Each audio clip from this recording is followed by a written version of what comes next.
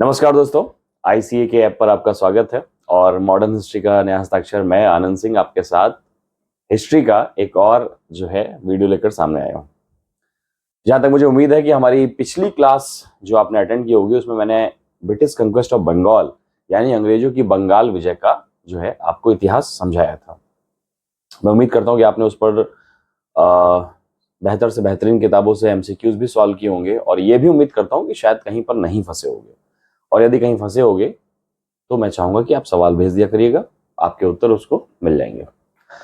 British conquest of India का आज जो हम डिस्कस करने वाले हैं वो है दूसरा topic and that is Anglo Maratha war. क्या है? Anglo Maratha war. ठीक है, एंग्लो मराठा वॉर तो इंग्लिश में भैया, हिंदी में झोंक देते हैं तो ये है आंग्ल मराठा युद्ध। क्या है? आंग्ल मराठा युद्ध। ठीक है, इस आंग्ल मराठा युद्ध में देखिए बेसिकली हमको 3 युद्ध पढ़ने हैं। इस आंग्ल मराठा युद्ध में बेसिकली जो है हमको पढ़ने केवल 3 युद्ध हैं, और वो 3 युद्ध कौन कौन से हैं जरा आप देख लीजिए।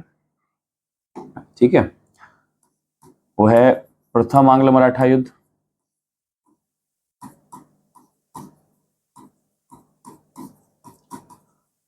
ठीक है, और वो लड़ा जाता है 1775 से 1782 के बीच में। इसी तरह से आप देखेंगे द्वितीय आंग्ल मराठा युद्ध, और वो लड़ा जाता है 1803 से, कुछ किताबों में वो 5 दिया हुआ है और कुछ किताबों में 6, बट मान लीजिए कि बाद में होलकर से जो 1806 में इनकी लड़ाई और संधि होती है वो भी आपके सेकंड एंग्लो मराठा वॉर का ही पार्ट था। तो उस हिसाब से हम देख लेते हैं कि 1803 टू 1806। ठीक है, इसके बाद जब हम देखेंगे तृतीय आंग्ल मराठा युद्ध, कौन सा? तृतीय आंग्ल मराठा युद्ध, तो वो आपके लड़ा जाता है 1816 से 1819 के बीच में। और यहां पर आप क्या देखेंगे कि 1819 में फाइनली अंग्रेज क्या करेंगे, बाजीराव सेकंड को बिठूर भेजकर मराठा साम्राज्य पे अधिकार स्थापित कर लेते हैं और इस तरह से मराठों का इतिहास समाप्त हो जाता है। बेसिकली हमें 3 एंग्लो मराठा वॉर पढ़ने हैं, बट इसी के साथ साथ हमें अंग्रेजों का, मराठों का जो आधुनिक काल का इतिहास है वो भी साथ में ही जो है लेकर चलना है, सिर्फ युद्ध तक सीमित नहीं रहना। और चूंकि बात मराठों की है तो मराठों का इतिहास में मध्यकालीन भारत और आधुनिक भारत दोनों के बीच का दिखाई पड़ता है। तो हम क्या करेंगे कि जो मध्यकालीन भारत का जो इतिहास है, मध्यकालीन भारत का जो मराठा पार्ट है उसको सिंबॉलिकली देख लेंगे, क्योंकि शुरुआत तो करनी पड़ेगी, और उसके बाद जो आधुनिक मराठों का इतिहास है उसको हम डिटेल से समझ लेंगे। ठीक है, क्लियर है कि नहीं? अब टॉपिक की जब मैं शुरुआत करूंगा तो मैं आपसे सबसे पहले एक सवाल, सिंपल सा प्रश्न पूछूंगा, और सबसे सिंपल सा प्रश्न है, मराठे कौन थे? किन्हें हम मराठा बोलते हैं? मराठे कौन थे? ठीक, अब यहां पर मराठे कौन थे मुझे समझाना पड़ेगा, तो चलिए ठीक है, थोड़ा सा मैप ड्रॉ कर लेते हैं, है कि नहीं? भूगोल हो या इतिहास, जब देख कर पढ़ते हो सारी चीजें तो ज्यादा बेहतर समझ में आती हैं। ये बात दिमाग में आपके सेट हो जानी चाहिए। अभी तक तो मेरे तो हो गई अच्छे से।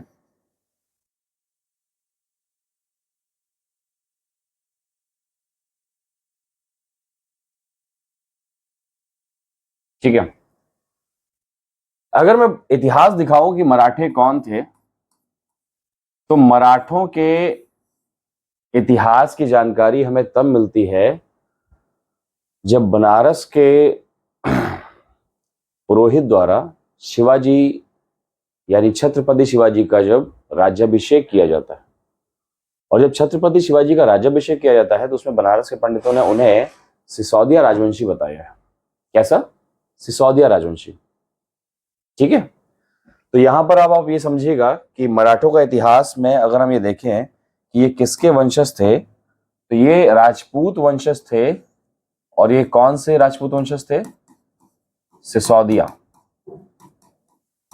ठीक, बाद में जब खिलजीज और अन्य राजपूतों द्वारा इनके क्षेत्रों को विजित किया जाता है तो उसके बाद क्या होता है, ये माइग्रेट करते हैं दक्कन की तरफ। ये माइग्रेट कहां करेंगे? दक्कन की तरफ। ठीक है, और फिर बाद में आपके क्या होगा कि ये पूरे के पूरे जो है दक्कन में आपके मालूम है कि मराठी भाषा बोली जाती है। कौन सी भाषा बोली जाती है? मराठी भाषा बोली जाती है, ठीक। और ये सिसोदिया वंशी बाद में क्या होते हैं, जब इस दक्कन के क्षेत्र में मराठी भाषी हो जाते हैं और आपके दक्कन की पठारी स्थितियों के अनुकूल बन जाते हैं और उन्हीं स्थितियों को जो कि मुश्किल है उन्हीं को अपना हथियार बना लेते हैं, तब आप क्या देखेंगे कि यहाँ पर पूरे के पूरे इस क्षेत्र में आपको कुछ कम्युनिटीज क्लस्टर्ड मिलेंगी और वही कम्युनिटी जो है आपके किसके रूप में दिखाई पड़ेगी? वही पूरी की पूरी कम्युनिटी आपको जो है क्लस्टर्ड दिखाई पड़ेगी किसके रूप में? मराठों के रूप में। किसके रूप में? मराठों के रूप में, ठीक है। मैं थोड़ा तबीयत की चुनौतियों से जूझ रहा हूँ, थोड़ा जुकाम है, थोड़ी खांसी है, दोनों मिला के हमें थोड़ा सा तंग कर रही है, तो आवाज में थोड़ी सी दिक्कत हो सकती है या कभी कभी बीच में खांसूंगा भी, तो ऑडियो क्वालिटी अपनी ऐसी मॉडरेट रखना कि एकदम से खांसी जो है तुम्हारे कान के पर्दे ना फाड़ दे, ठीक है। ध्यान रखिएगा उस चीज का, क्योंकि मुझे आपकी बड़ी चिंता है, विश्वास करिए इस बात पे। आगे बढ़िए। तो यहां पर ध्यान से जब देखेंगे तो यहाँ पर आपको क्या दिखाई पड़ेगा कि ये मराठा क्षेत्र है और ये मराठे कौन थे, ये बात आपको समझ में आ गई कि ये सिसोदिया वंशज थे और कहां से माइग्रेट होके? राजस्थान के क्षेत्र से माइग्रेट होके आए हैं। अब मैंने आपको क्या बताया, हमेशा इतिहास पढ़ाते समय कहा जाता है कि भूगोल इतिहास का निर्माण करता है। भूगोल इतिहास का निर्माण करता है। कैसे?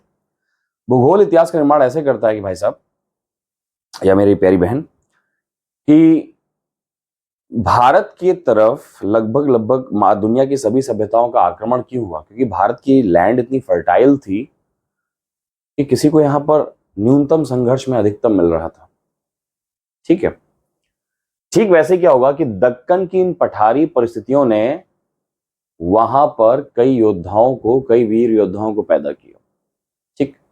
दक्कन का जो पठारी क्षेत्र है, आपको मालूम है कि यहाँ पर कृषि अच्छी नहीं है, उत्पादन अच्छा नहीं है, और इन परिस्थितियों में क्या होगा कि ये सारे के सारे लोग जो आपके दक्कन के क्षेत्र के निवासी हैं, ये आसपास की रियासतों में क्या करेंगे, अपने आप को कहीं सैन्य सेवा में, कहीं प्रशासनिक सेवाओं में इंगेज करते हैं, ठीक है।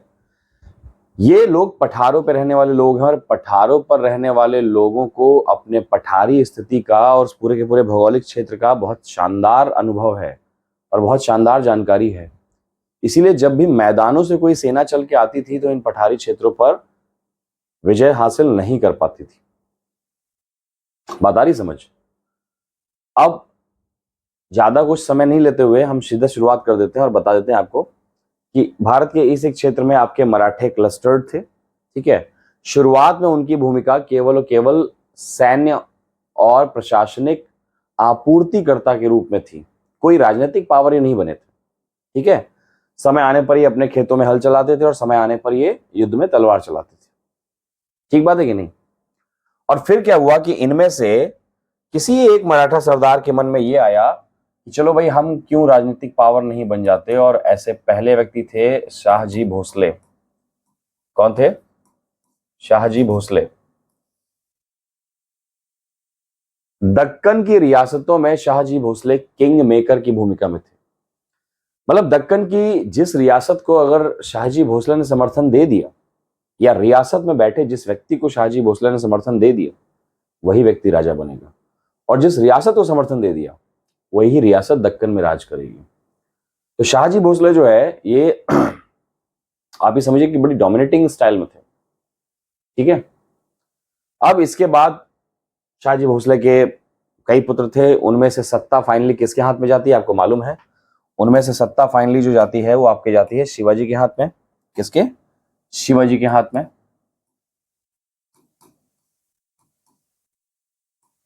और ये शिवाजी कोई और नहीं है, ये वही प्रसिद्ध छत्रपति शिवाजी हैं, ठीक है, जिनका जीवन 1627 से 80 के मध्य रहा।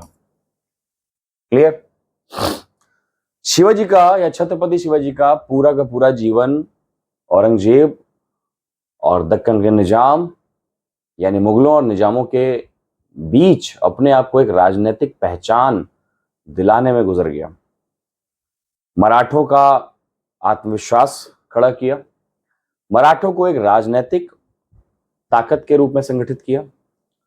मराठों की इस राजनीतिक शक्ति को प्रशासन में तब्दील किया और प्रशासन को एक व्यवस्था देने वाले थे छत्रपति शिवाजी। ठीक है, बट वो आपके मध्यकालीन भारत का इतिहास हो जाएगा, इसलिए हमें आगे बढ़ना। अब यहां पर आप क्या देखोगे कि छत्रपति शिवाजी के भी दो पुत्र पैदा हुए। ठीक है, छत्रपति शिवाजी की 3 पत्नियां थीं और उनमें से जो सारी बाई हैं उनको इन्होंने जो है बकायदा एक प्रॉपर सम्मान और इज्जत दी है। लेकिन मैं आपको बता दूं कि आपको ध्यान सिर्फ इतना देना है कि हमें जल्दी से जल्दी पेशवाओं के इतिहास की तरफ आना है। छत्रपति शिवाजी के जो 2 पुत्र थे उनमें से एक थे आपके संभाजी,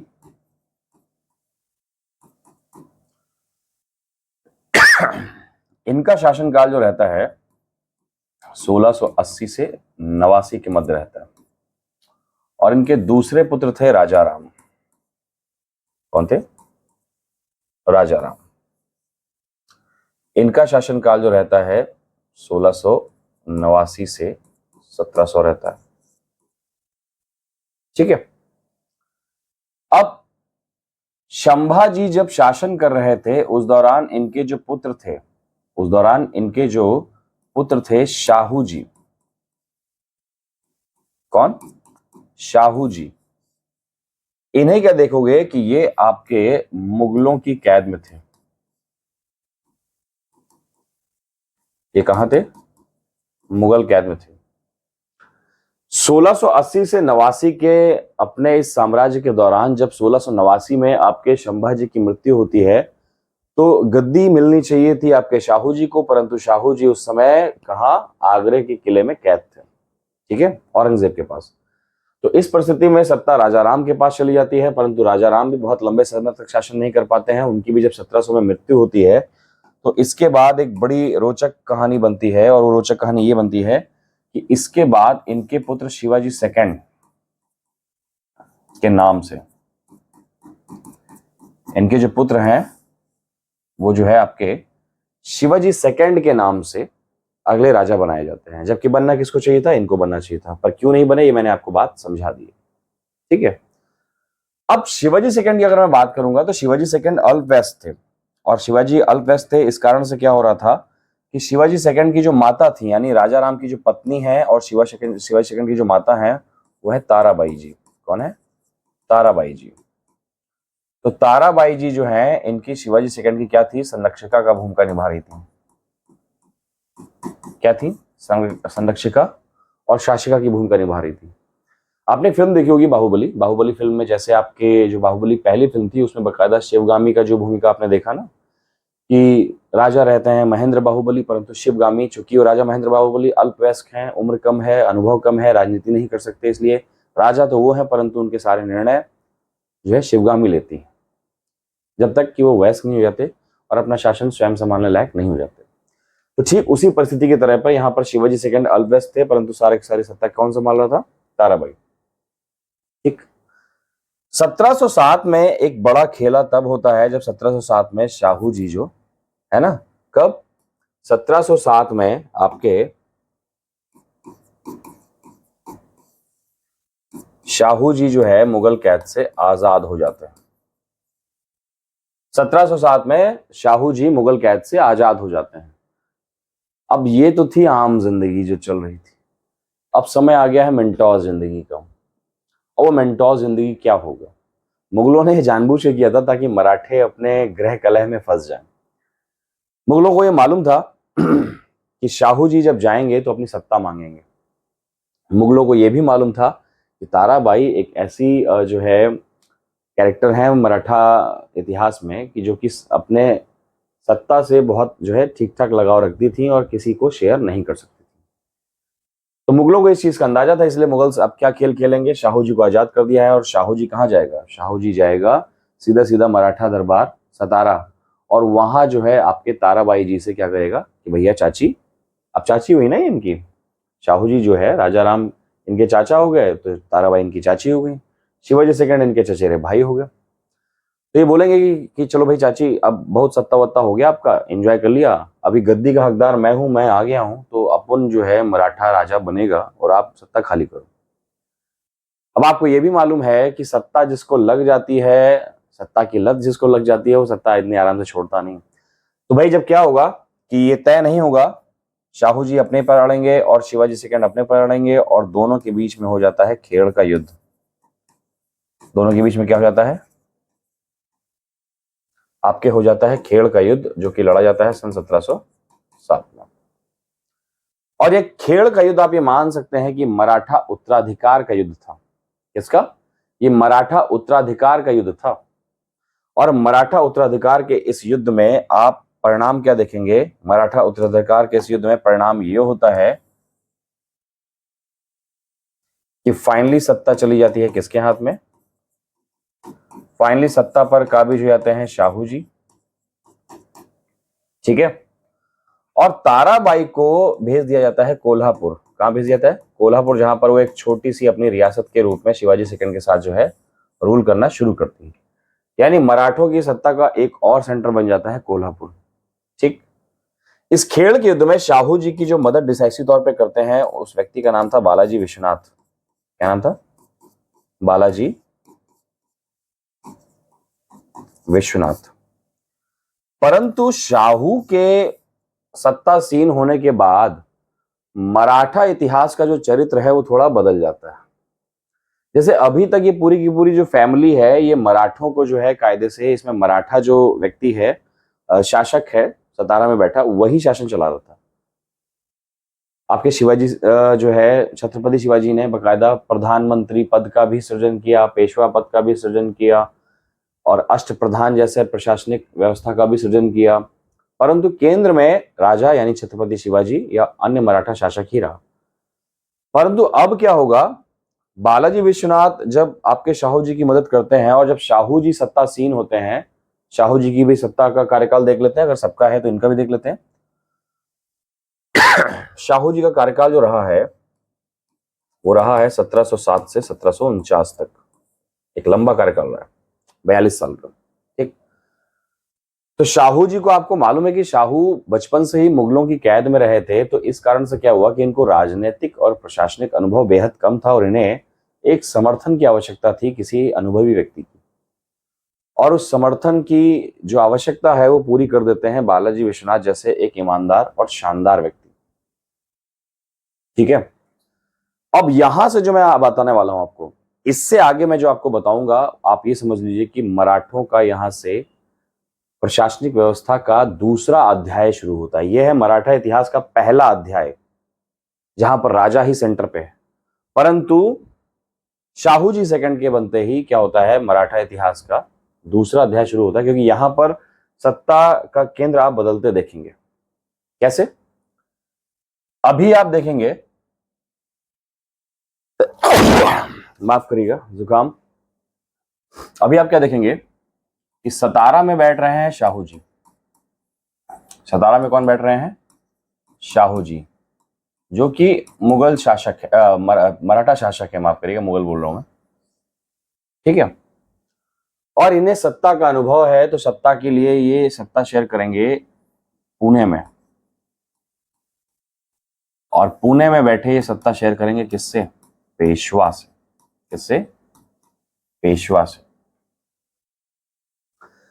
पेशवा और शासक, अगर आप कंफ्यूज हैं कि पेशवा ज्यादा मजबूत या शासक ज्यादा मजबूत, तो आप देखेंगे कि धीरे धीरे पेशवा पद मजबूत हुआ है। भारत की वर्तमान परिस्थितियों में अगर आपको मुझे समझाना पड़े कि शाहू और पेशवा के संबंध कैसे थे, तो मान लीजिए कि अगर शाहू भारत के राष्ट्रपति हैं, तो पेशवा भारत के प्रधानमंत्री, वास्तविक शासक और क्या? औपचारिक शासक। ठीक है। तो यहां पर एक नए पद का सृजन होता है, और यहीं से आपकी शुरुआत हो जाती है पेशवाओं के इतिहास की। किसकी? पेशवाओं के इतिहास की। और जब मुझे पेशवाओं का इतिहास बताना पड़ेगा, तो अब चलिए यहां पे मैं पूरा का पूरा पेशवाओं का इतिहास उनके कार्यकाल के साथ आपको समझा देता हूं। सबसे पहले पेशवा बने थे बालाजी विश्वनाथ। सबसे पहले पेशवा कौन थे? बालाजी विश्वनाथ, जिनका कार्यकाल 1713 से 1720 रहा। ठीक है। दूसरे पेशवा थे बाजीराव फर्स्ट। अभी मैं पूरा लिस्ट बना देता हूं, फिर एक एक पेशवा के बारे में आपसे डिस्कस करूंगा, और उनका कार्यकाल रहता है 1720 से 1740।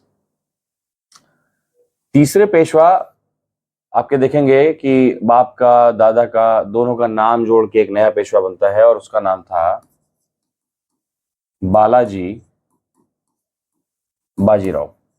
कौन था? बालाजी बाजीराव। इनका कार्यकाल रहता है 1740 से 1761 के बीच में। इनके बाद अगले पेशवा बनते हैं आपके जो इनके पुत्र होते हैं, और वो थे कौन? माधवराव। कौन थे? माधवराव। उनका कार्यकाल 1761 से 1772 रहता है। इसके बाद अगले जो पेशवा हैं वो हैं नारायण राव। वो कौन है? नारायण राव।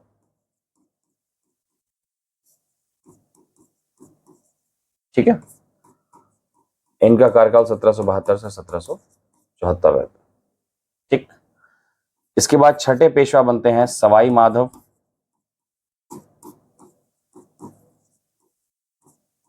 या माधव नारायण राव।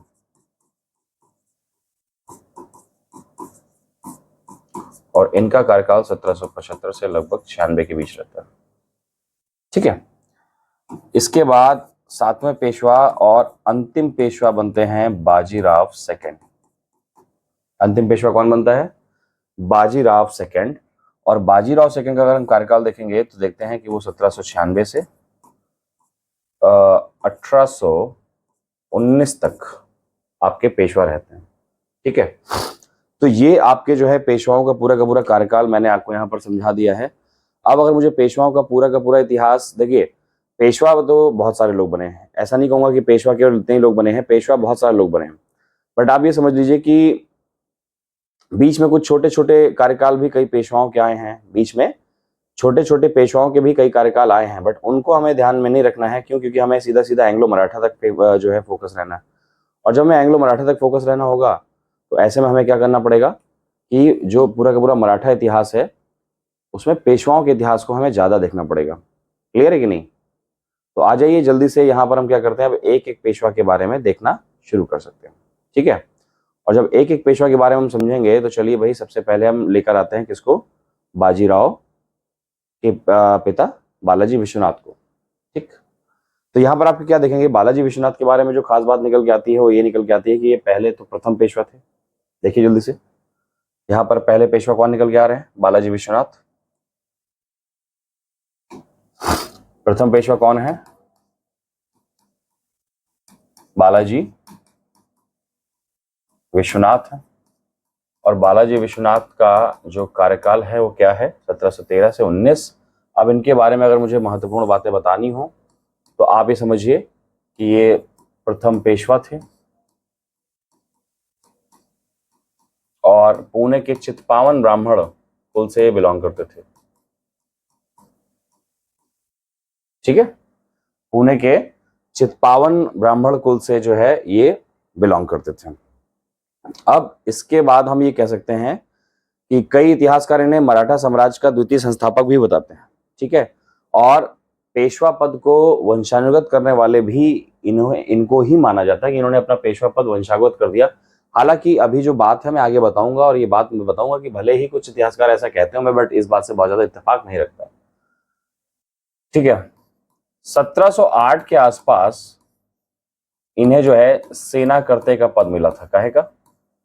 सेना करते का पद। ये शाहू जी ने जो है एक पद का सृजन किया था, तो उसी पद का ये सेना करते हैं, मुख्य सेनापति की जिम्मेदारी निभाने वाले आपके बालाजी विश्वनाथ थे। ठीक है।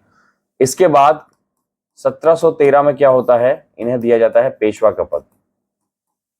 1713 में इन्हें काहे का पद दिया जाता है? इन्हें पेशवा पद दिया जाता है। ठीक है।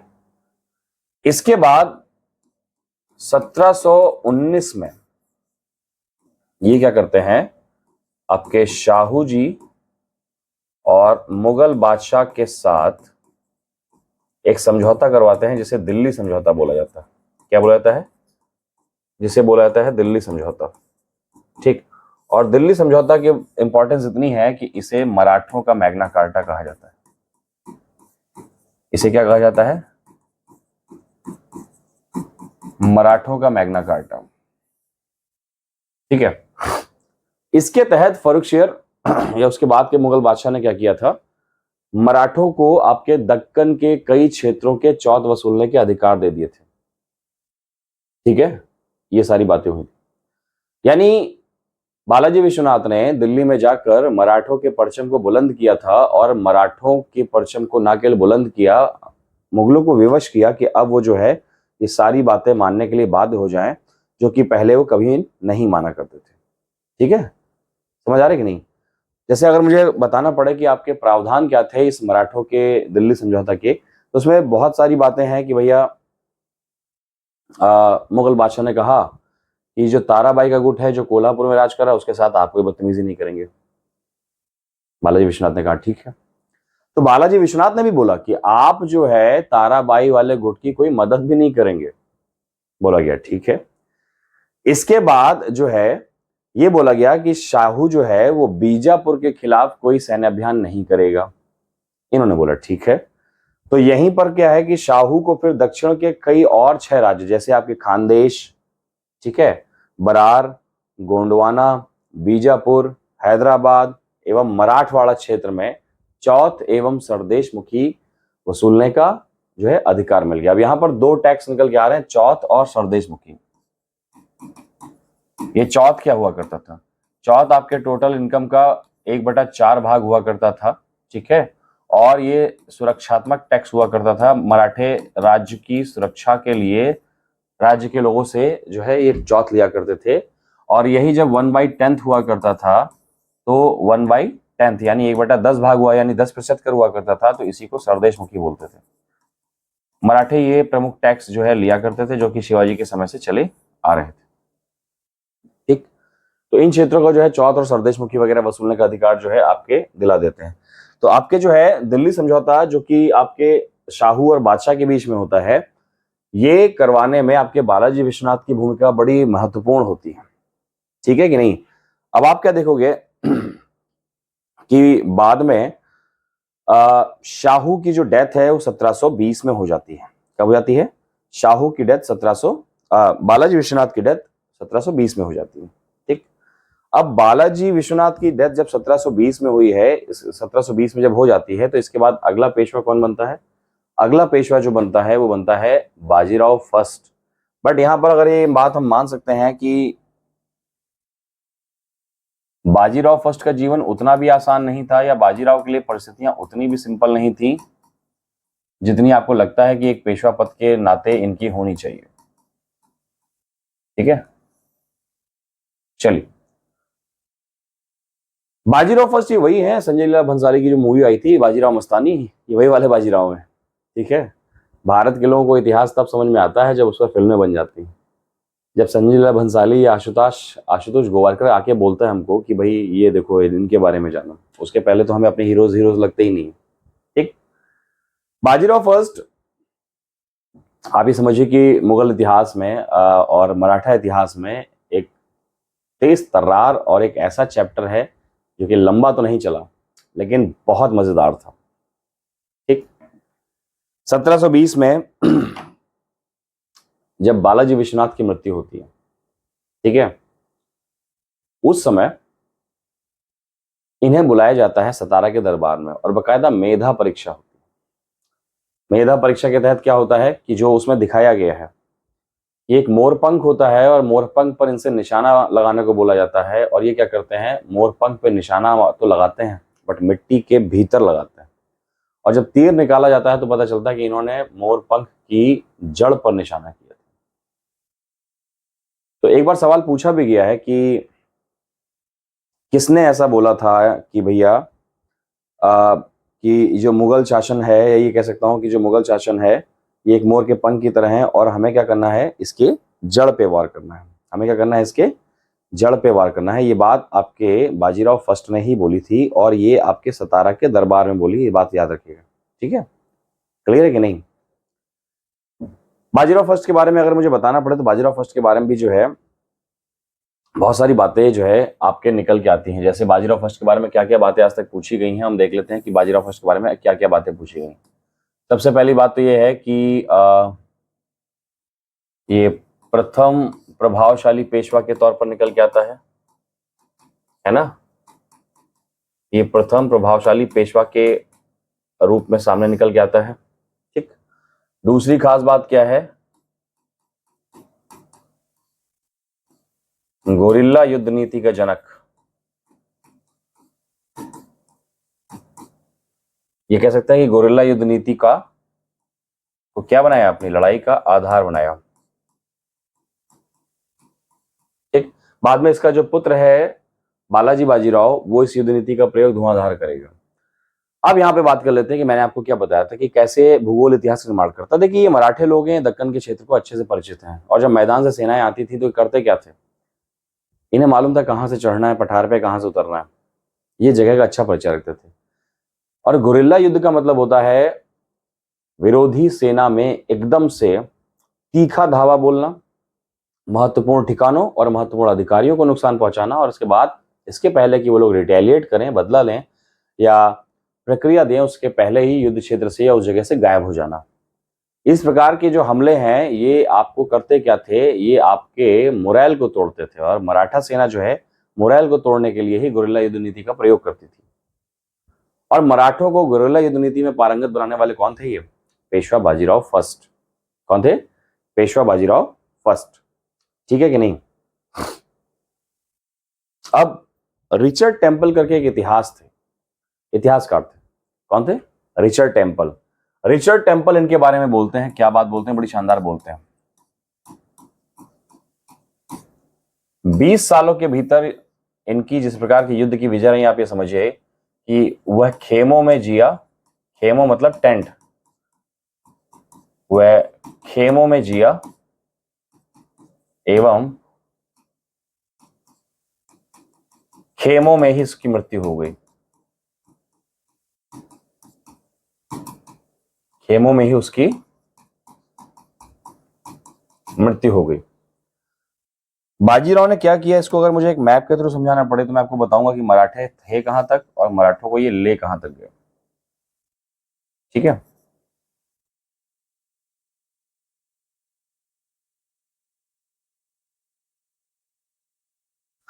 मराठों का जो प्रारंभिक शासन था, राजनीतिक शासन, वो लगभग लगभग इन क्षेत्रों तक विस्तृत था।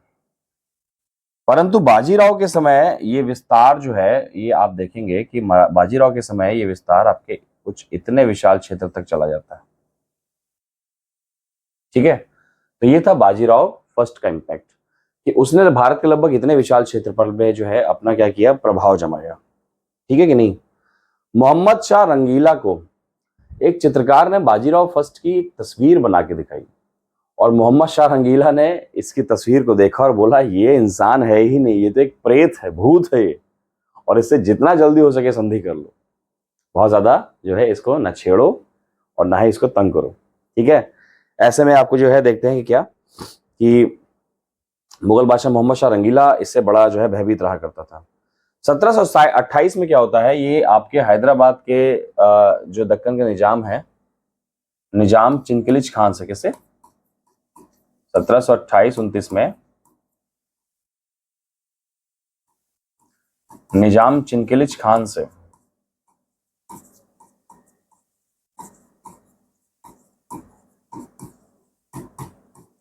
चिनकिलिच खान से इनका क्या होता है, पालखेड़ का युद्ध होता है। क्या का, पालखेड़ का युद्ध होता है। और पालखेड़ के इस युद्ध में चिनकिलिच खान की धोती खोल के रख देते हैं बाजीराव फर्स्ट। ठीक है। और उनको संधि पर विवश होना पड़ता है और अपने कई क्षेत्र जो है देने पड़ जाते हैं, किसको, किसको, चिनकिलिच खान को, पेशवा को। ऐसा ही इन्होंने एक अभियान किया था 1728 में ही आपके छत्रसाल के साथ। किसके, छत्रसाल के साथ। बुंदेलखंड के राजा छत्रसाल थे।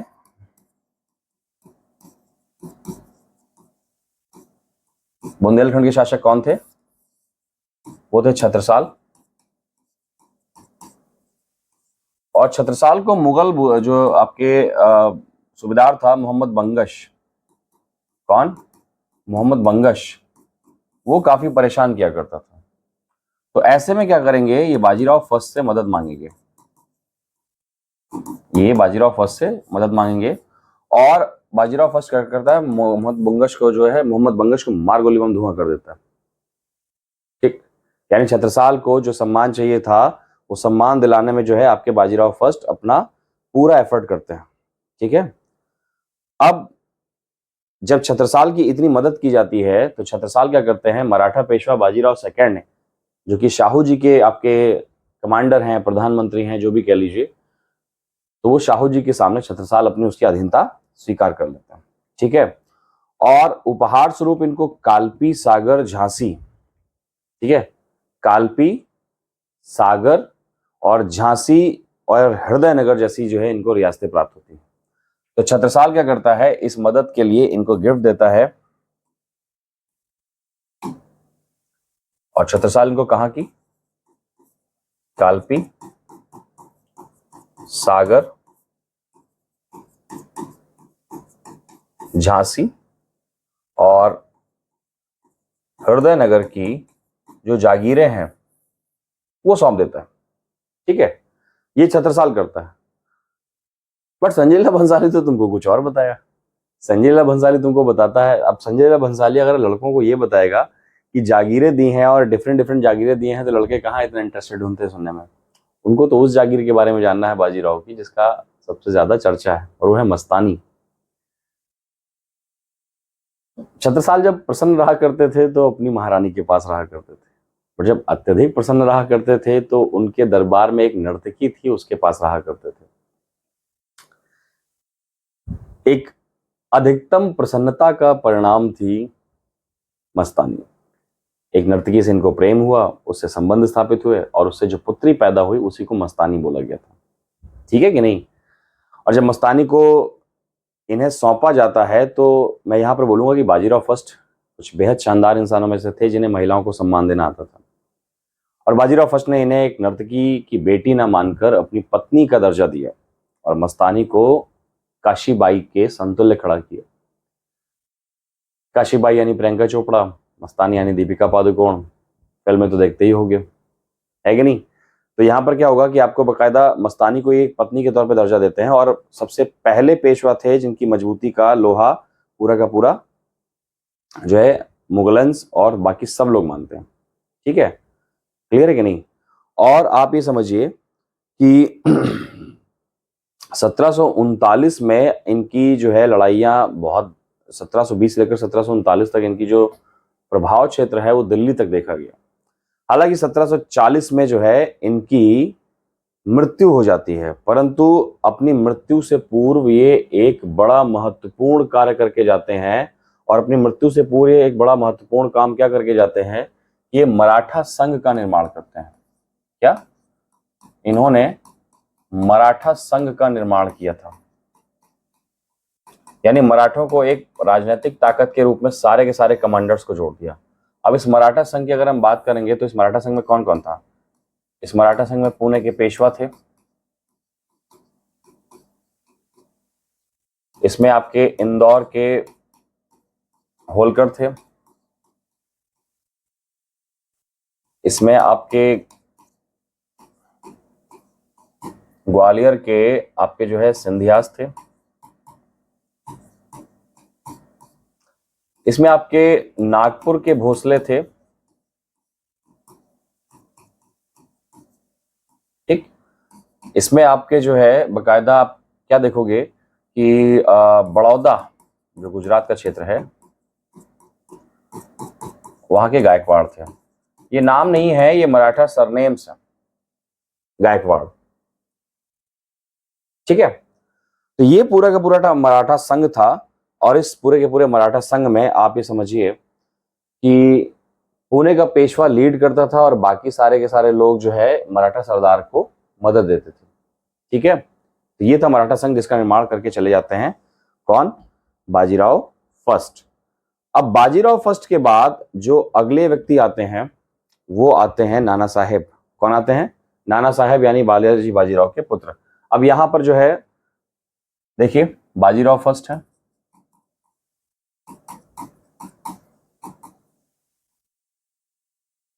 और बाजीराव फर्स्ट के अगर उत्तराधिकारियों की बात कर लें तो ये थे बालाजी बाजीराव। कौन थे? बालाजी बाजीराव। इसके अलावा आपको दिखाई पड़ेगा शमशेर बहादुर, जो कि मस्तानी से इनको पैदा हुआ था। ठीक है, इसके अतिरिक्त आपको यहां पर दिखाई देंगे सदाशिवराव भाऊ।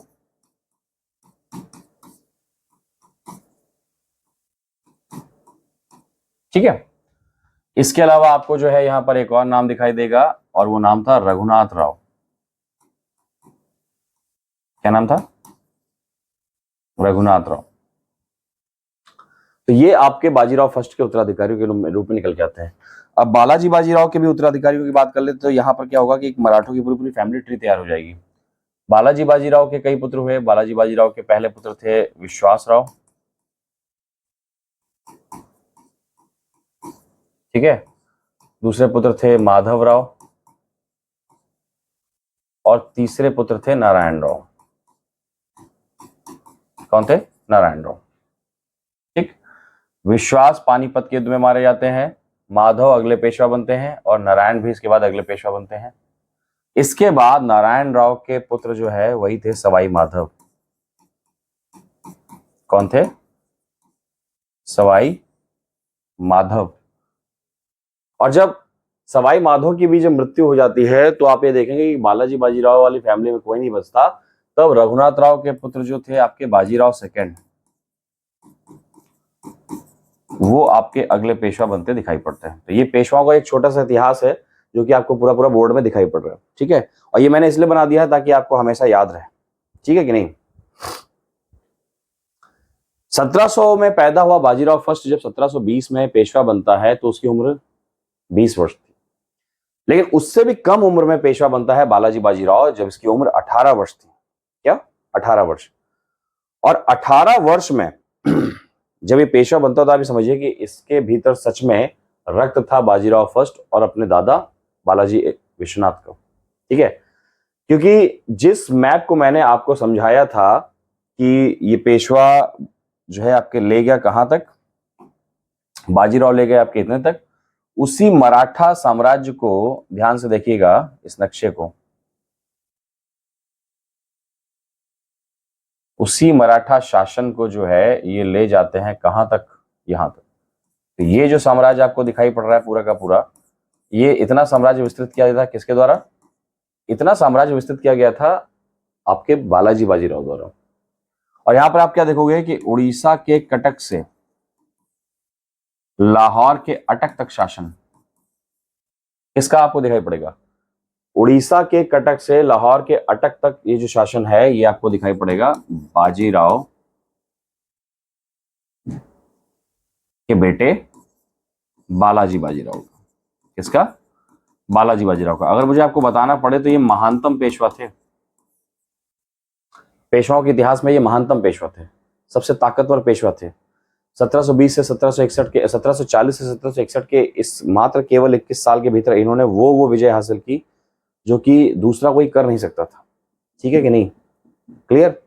अब यहां पर जो इनके बारे में जो महत्वपूर्ण संधि आती है वो ये आती है कि 1750 में इन्होंने संगोला की संधि की। 1750 में उन्होंने क्या किया? संगोला की संधि की। और 1750 में संगोला की संधि करके एक कहानी ये निकल के आती है कि संगोला की संधि के तहत इन्होंने दो बातें की। चलिए आगे देख लेते हैं जो स्लाइड में पढ़ रहे हैं। ठीक है, अब यहाँ पे अगला हम ले आते हैं नाम किसका? बालाजी बाजीराव का।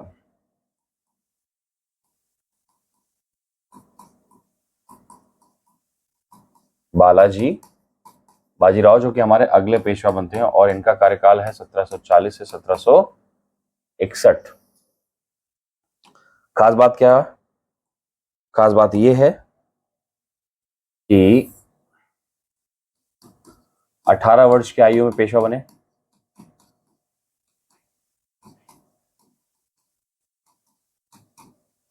ठीक, दूसरी खास बात क्या है कि ये मराठों में महानतम पेशवा थे, यानी इनसे अधिक मजबूत कोई पेशवा नहीं रहा। ठीक है, इनके समय मराठों का सर्वाधिक विस्तार हुआ। मराठों का सर्वाधिक विस्तार अगर पूछा जाए किसके कार्यकाल में था, तो वो आपके किसका था, बालाजी बाजीराव के समय। दूसरी चीज, पेशवा पद को मराठों की वास्तविक शक्ति बनाने वाले, यानी अब से क्या बोला गया, वास्तविक शक्ति बनाने के लिए इन्होंने क्या किया, पेशवा पद को मराठों की वास्तविक शक्ति बनाने के लिए इन्होंने क्या किया, संगोला की संधि की। कौन सी, संगोला की संधि। ठीक है, क्लियर है कि नहीं। यानी अब इन्होंने बोल दिया कि मराठा ताकत का औपचारिक शासक, मराठा ताकत का औपचारिक शासक कौन रहेगा, आपके राजा रहेगा, परंतु मराठा ताकत का वास्तविक शासक कौन बन गया है, मराठा ताकत का वास्तविक शासक जो है वो बन जाएगा आपके पेशवा, यानी बालाजी बाजीराव। ठीक, तो ये एक खास बात निकल के आती है। और अगर मैं खास बातें बताऊंगा आपको, तो और खास बातें आपको ये निकल के आती हैं कि इन्होंने ही पानीपत का तृतीय युद्ध लड़ा। पानीपत का तृतीय युद्ध लड़ा 1761 में। अब पानीपत के तृतीय युद्ध की आवश्यकता कहां से आ गई, ऐसा है कि मुगलों ने सुरक्षा की जिम्मेदारी इन्हीं के कार्यकाल में, मुगलों ने अपनी सुरक्षा की जिम्मेदारी जो है किसके, बालाजी बाजीराव के कार्यकाल में किसको दे दी, मराठे पेशवा को। अब आप समझिए कि 1707 का समय देखिए और 1750 के बाद का समय देखिए। 1707 में औरंगजेब के समय मराठे एक राजनीतिक शक्ति या सत्ता बनने के लिए तरसते रहे, ठीक है कि नहीं। मराठे राजनीतिक शक्ति या सत्ता स्थापित करने के लिए तरसते रहे कि औरंगजेब या मराठे मुगल्स उन्हें कभी तो एक राजनीतिक शक्ति के तौर पे माने। लेकिन यहाँ पर आप क्या समझ रहे हैं, यहाँ पर कहानी अलग बदल जाती है। अब कहानी ये है कि मराठे अब मुगलों की सुरक्षा करेंगे। ये शानदार बात थी कि अब मराठे जो है वो मुगलों की सुरक्षा करेंगे, ये बड़ी शानदार बात थी। और जब अहमद शाह अब्दाली दिल्ली पर आक्रमण करने का प्रयास करेगा, उसी समय जो है आपके क्या देखेंगे, मुगलों को मराठों को मुगलों की मदद करने के लिए आना पड़ता है। और उसी में आपके क्या देखे हैं कि पानीपत का तृतीय युद्ध होता है। क्या होता है, पानीपत का तृतीय युद्ध होता है। चलिए, तो पानीपत का तृतीय युद्ध लड़ा है। अब इस युद्ध के पास चल जाते हैं, क्यों, क्योंकि ये बड़ी महत्वपूर्ण घटना होने वाली है। और आप देखोगे कि केवल एक भूल जो है मराठों को धूल में ला देगी, मराठों की एक भूल मराठों को धूल चटा देगी। और ये आपके देखिए पानीपत का तृतीय युद्ध,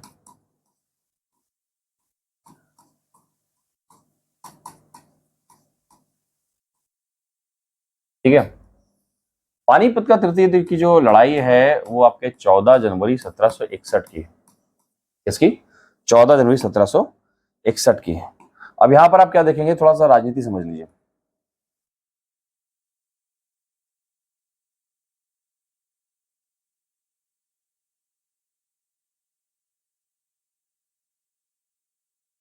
ठीक, जो मराठा सत्ता है, मैंने आपको बताया था कि लाहौर के अटक तक, समझ रहे हैं, कटक से लाहौर के अटक तक की जो सत्ता है वो आपके चली गई किसके हाथ में, ये देखिए, ये है मराठा। ये कौन है, ये है मराठे जिनका इंपैक्ट है। और इन मराठों की सीमा जो है अब वो टकराने लगी थी कहां से, मराठों की जो सीमा है वो टकराने लगी थी दुर्रानी वंश के, दुर्रानी वंश जो कि स्थापित था अफगानिस्तान में। कहां, दुर्रानी वंश का जो वास्तविक संस्थापक है वो था अहमद शाह अब्दाली, इसीलिए उसको दुर्रानी बोलते थे, अहमद शाह अब्दाली। ठीक है, क्लियर है कि नहीं। तो यहां पर एक तरफ मराठे हैं और मराठों की जो सत्ता है वो भारत में सर्वाधिक विस्तार पे है, और दूसरी तरफ दुर्रानी वंश है जो कि अफगानिस्तान का है और उसका शासक है अहमद शाह अब्दाली है। जो कि हर वर्ष लगभग भारत पे आक्रमण कर रहा है। अहमद शाह अब्दाली का अगर आपको मालूम है कि अगर याद ना हो या फिल्म याद हो तो आपको मालूम चाहिए कि अहमद शाह अब्दाली ने भारत पर लगभग 7 बार आक्रमण किए, है ना। अहमद शाह अब्दाली ने भारत पर कितनी बार, अब्दाली ने भारत पर 7 बार आक्रमण किए हैं, और 7 बार इसका उद्देश्य था कि भैया अच्छी खासी जो है रकम मिल जाए और उस रकम का हम क्या करें, आपके दुर्रानी वंश के डेवलपमेंट में प्रयोग करें। ठीक है कि नहीं। तो ऐसे में आप क्या करेंगे कि दुर्रानी वंश के जो है आपके अहमद शाह अब्दाली जी जो हैं ये क्या करेंगे, दिल्ली पर अटैक करने का प्रयास करेंगे। ठीक है। अब एक चीज समझिए कि पानीपत के युद्ध के जो है तात्कालिक कारण क्या थे और वास्तविक कारण क्या थे। ठीक है। अहमद शाह अब्दाली भारत को लगातार बार बार कई सफल प्रयासों में लूट का प्रयास कर रहा था, इसलिए चौथे और या 5वें अपने आक्रमण के लिए तैयार था। ठीक है। तो वो एक प्रक्रिया का एक हिस्सा था उसके कि हाँ चलो भारत पे आक्रमण करना ही करना है। ठीक है। वहीं दूसरी तरफ आप क्या देखोगे कि आलमगीर सेकंड जो है उसकी हत्या करा दी जाती है। ठीक है। आलमगीर सेकंड की जो है उसकी हत्या करा दी जाती है, मुगल बादशाह आलमगीर सेकंड की हत्या करा दी जाती है। और उसका कारण क्या था कि जो मीर बख्शी था नजमुद्दौला उसको हटा दिया गया था। ठीक। तो बहुत कुछ था जो राजनीति में हो रहा था। फिलहाल यहां पर जो है आपके बिल्कुल जो कंकरेंट इशू था, अब्दाली ने भारत पे आक्रमण क्यों किया, अब्दाली के इस आक्रमण का कारण क्या था, ये जो लाहौर का क्षेत्र है, ठीक है, ये जो लाहौर का क्षेत्र है यहां पर अब्दाली का गवर्नर था तैमूर। कौन था, तैमूर। और उसको मराठों द्वारा भगा दिया गया था, उसको मराठों द्वारा क्या किया गया था, भगा दिया गया था। तो इस बात को भी जो है अहमद शाह अब्दाली अपने अना पर यानी अपने ईगो पर ले जाएगा। ठीक है कि नहीं, क्लियर। अब यहां से जब युद्ध चलता है तो युद्ध में बड़ी मजेदार चीजें होती हैं। ठीक है। और युद्ध में जो बड़ी मजेदार चीजें होती हैं वो देख लीजिए क्या है। युद्ध में मजेदार चीजें ऐसे होती हैं, पार्टीज देख लेते हैं दोनों कौन है। एक तरफ है दुर्रानी और दूसरी तरफ है मराठा। ठीक। इनका जो शासक है वो है अहमद शाह अब्दाली, इनका जो शासक है वो कौन है, अहमद शाह अब्दाली। और मराठों का इस समय जो पेशवा है वो है बालाजी बाजीराव, जिसके बारे में आप सुन रहे हैं। ठीक है।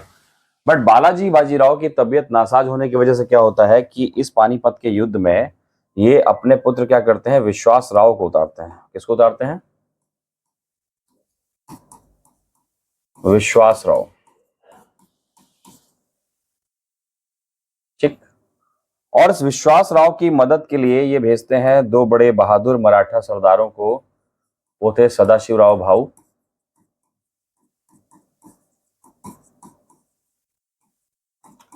जो कि इनके सेनापति बन के जाते हैं, और दूसरे थे शमशेर बहादुर। कौन थे, शमशेर बहादुर। विश्वास राव का एक तोपखाना था। क्या था, एक तोपखाना था, और उस तोपखाने का जो हेड था वो था इब्राहिम गार्दी। पहले मुगल था और बाद में मराठों का जो है आपके विश्वसनीय मित्र बन जाता है। तो इब्राहिम गार्दी जो था वो आपके कौन था, मराठा सेना में आपके प्रमुख जो है तोपची था। ठीक। इधर अहमद शाह अब्दाली को भी कई भारतीय राजाओं का समर्थन मिल जाता है, और ऐसे लोग जिनको भारतीय राजाओं का समर्थन मिलता है वो कौन कौन से लोग थे जिन्होंने आपके अहमद शाह अब्दाली को जो यहाँ पर मदद की। अहमद शाह अब्दाली को यहाँ पर मदद करने वाले थे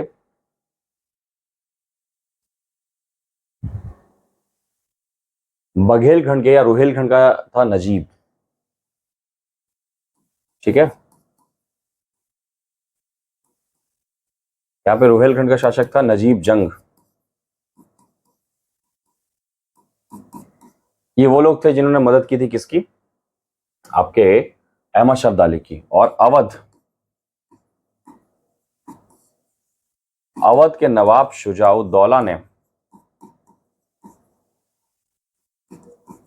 अहमद शाह अब्दाली की मदद की थी। अभी केवल कहानी में सारे कैरेक्टर्स ले आते हैं, फिर मैं पूरी पूरी कहानी आपको समझा दूंगा, ठीक है। बहुत महत्वपूर्ण युद्ध है। अब यहां पर आप क्या देखेंगे कि नजीब जंग और शुजाउद्दौला की सेना इनके साथ में है, जबकि शुजाउद्दौला को टेक्निकली मदद करनी चाहिए थी मुगल बादशाह की और मराठों की, बट सत्ता है और सत्ता में जो है सब चलता रहता है, ठीक है। और जब सत्ता में चलता रहेगा तो भैया क्या होगा, दिक्कतें तो होंगी। अब दिक्कतें क्या होती हैं कि भैया आपके यहां पर जो परिस्थितियां बन रही है वो देख लो। तो पहले क्या होता है, यहां पर अहमद शाह अब्दाली अटैक करने की सोचेंगे दिल्ली पर। अहमद शाह अब्दाली अटैक करने की सोचेंगे कहां पर, दिल्ली पर, ठीक। और दिल्ली पर इस समय शाह आलम सेकंड आ चुके हैं।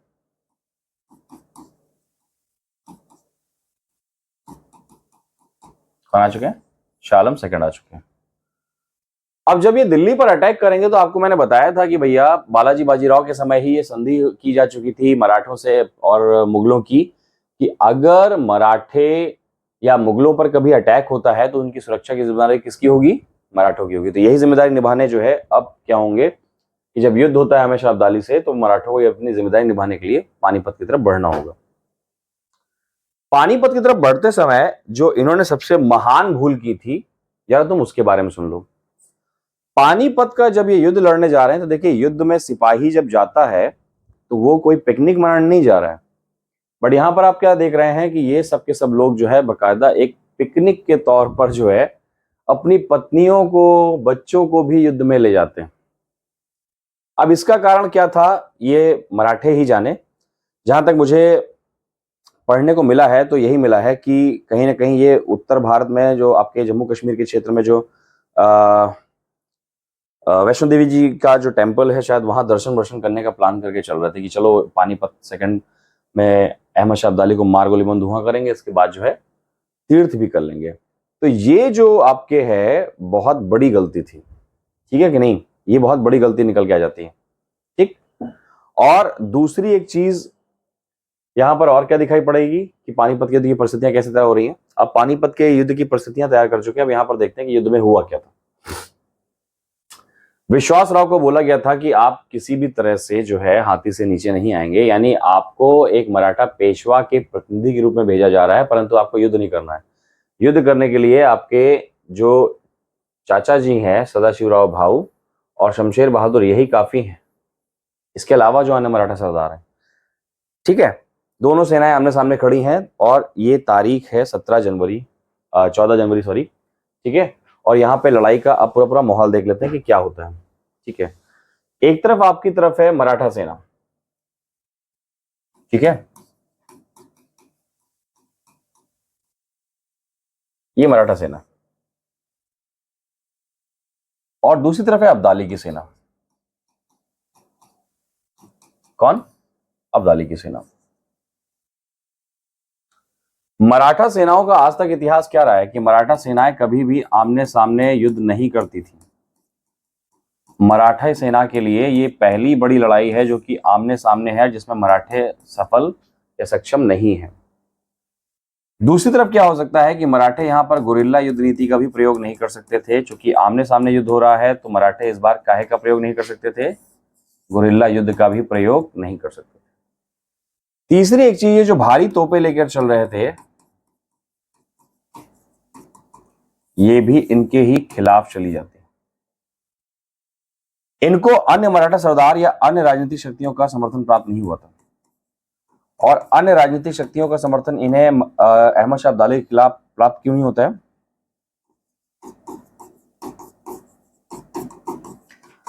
अन्य राजनीतिक शक्तियों का समर्थन इन्हें इसलिए प्राप्त नहीं होता है क्योंकि ये चौथ और सरदेश मुखी के रूप में काफी जो है अपमानित हो चुके थे, कैसे तो बदनाम हो चुके थे। तो बाकी लोगों का कहना था कि अगर हम चौथ ऑलरेडी पे कर चुके हैं अपनी सुरक्षा के लिए, तो अतिरिक्त कोई मदद हम क्यों करें। वहीं दूसरी तरफ अब्दाली की शक्ति देख लेते हैं। अब्दाली जिस सर्दी में लड़ रहा था, वो सर्दी अब्दाली के लिए नॉर्मल थी, मराठों के लिए जनवरी की सर्दी उत्तर भारत की बहुत अलग थी, ठीक है। तो भौगोलिक रूप से परिस्थितियां इसके अनुकूल थी,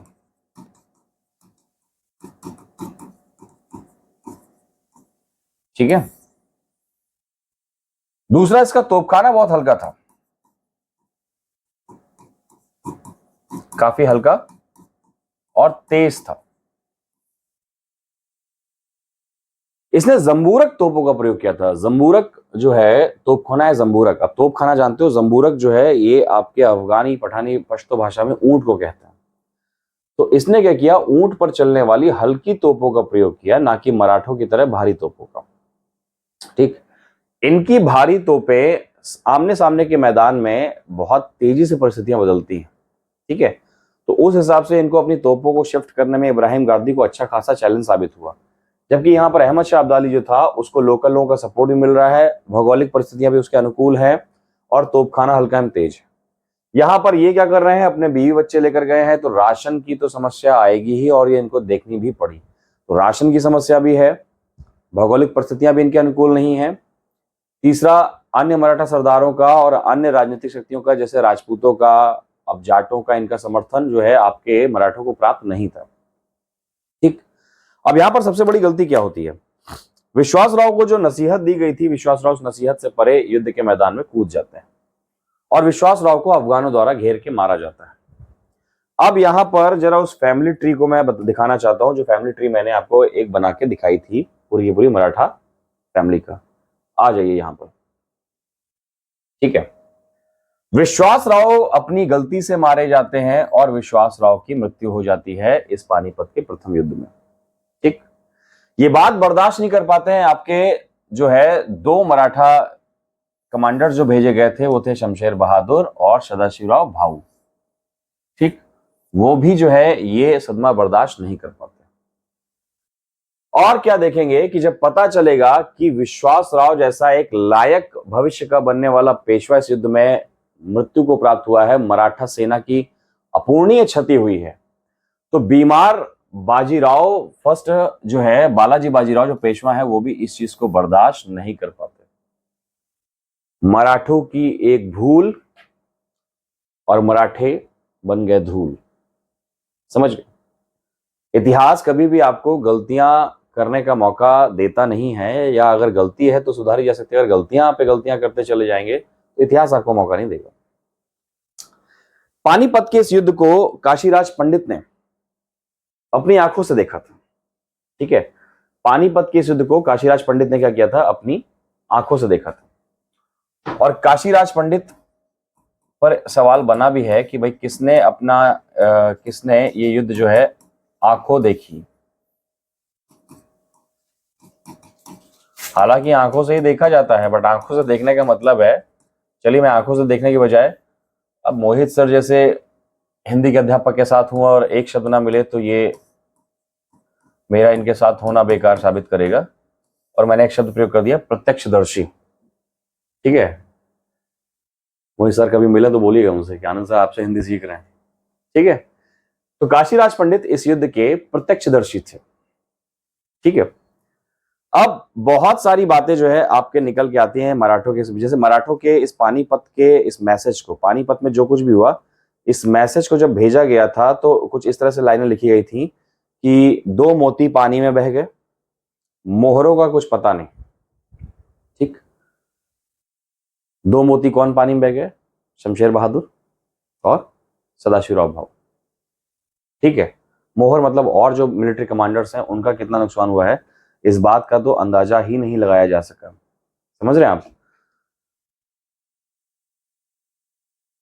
दो मोती विलीन हो गए, 22 सोने की मोहरें लुप्त हो गई, और तांबे और चांदी की तो पूरी गणना ही नहीं की जा सकती। एक व्यापारी के थ्रू इनको जो है मैसेज भिजवाया गया था। अब आप ये समझिए कि पानीपत के इस युद्ध ने मराठों को अर्श से सीधा सीधा फर्श पे गिरा दिया था। समझ गए। अब यहां से अगले पेशवा बनते हैं माधव फर्स्ट। अगले पेशवा कौन बनते हैं, माधव फर्स्ट। मराठों का उदय शिवाजी के सेकंड में हुआ, शिवाजी के काल में हुआ। ठीक है, इसके बाद शाहू जी उसको आगे बढ़ा के लेकर गए 1749 तक। इसके बाद बालाजी बाजीराव मराठा शक्ति का वास्तविक संस्थापक बन बैठा, और बालाजी बाजीराव 1761 तक मराठों को हिंदुस्तान का सबसे ताकतवर जो है शक्तिपुंज बना चुके थे। परंतु पानीपत के इस युद्ध ने मराठों को एकदम न्यूनतम गिराते हुए एकदम भारत का जो है राजनीतिक भविष्य अंधकार में ला दिया। भारत में एक वैक्यूम क्रिएट होने वाला था, ठीक है। और भारत में जब ये वैक्यूम क्रिएट हो गया तो उस वैक्यूम को भरने के लिए ईस्ट इंडिया कंपनी भी लगातार कई प्रयास कर रही थी। 1761 में जब ये युद्ध हार रही है मराठी शक्ति, उसके ठीक पहले 1757 में बंगाल में प्लासी के युद्ध में ईस्ट इंडिया कंपनी अपना बंगाल में कंट्रोल स्टैब्लिश कर चुकी है। 1761 के बाद माधव फर्स्ट जरूर ये कोशिश करेंगे कि मराठों का पुनरुत्थान, जो अगले पेशवा बनते हैं, कि मराठों का पुनरुत्थान हो सके। और मराठों के पुनरुत्थान की माधव फर्स्ट अंतिम उम्मीद थी, ठीक। लेकिन इधर कंपनी 1764 में बक्सर का युद्ध लड़ेगी बंगाल में, और बंगाल में अपने आप को स्थापित करती है। इसके बाद 1767 से 69 के दौरान वो मैसूर में जो है युद्ध लड़ रही है। 1775 से 1782 में वो सीधा सीधा मराठों से उलझ जाती है, ठीक। तो यहां से आपके आज के इस क्लास में हमने मराठों के पेशवाई इतिहास, मराठों के बैकग्राउंड, पानीपत के युद्ध की एक विस्तार से चर्चा की, और मराठों के पेशवाई इतिहास का एक अध्याय समाप्त किया, क्योंकि यहां के बाद से मराठे पुनरुत्थान की कोशिश तो करेंगे परंतु वास्तव में पुनरुत्थान कर नहीं पाते, ठीक है। तो अपनी नेक्स्ट क्लास में हम देखते हैं मराठों के साथ अंग्रेजों का संघर्ष। कोशिश करूंगा कि एक ही घंटे की इस क्लास में तीनों के तीनों युद्ध आपको बता दूं, ठीक है कि नहीं। तब तक के लिए आप इन क्लासेस को देखिए लगातार। इन्फोकस सिविल एकेडमी के विषय में अपने सहयोगी छात्रों को बताते रहिए, विस्तार से इसकी चर्चा करिए, कंटेंट क्वालिटी का डेमो दीजिए, ठीक है। और हमें जितना सपोर्ट हो सके उतना कीजिए। जय हिंद। ICA।